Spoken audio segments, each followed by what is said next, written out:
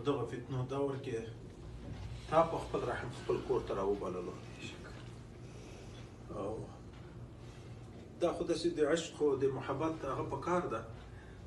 وایي په د عباداتو کې هر یو عبادت کې شان د محبوبیت او شان د سلطنت د خدای متعال دواړه وي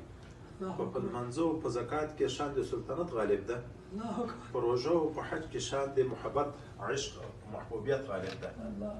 وایي سړی چې په زړه کې عشق د یو چا سره پیدا شي نو اول اثر یې دا وي چې خوراک پرېږدي چې کار پرېږدي اخر بېخوبي راشي خوب آرام پرېږدي وروسته بیا دا عشق دومره غالب شي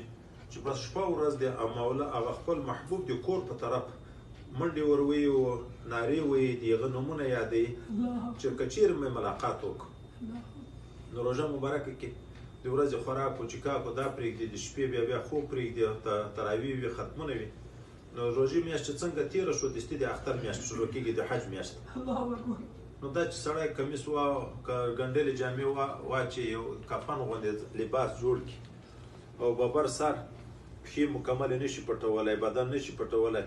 او د خپل کور را روان شي او د محبوب نارې ویې لبیک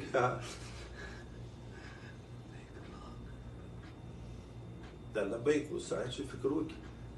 زه خو کله کله د حدیث مبارکه وکړي د صحابي مبارک باندې نبی علیه الصلاة والسلام غږ کوي یا معاذ بن جبل دی ورته لبیک یا رسول الله وسعدیک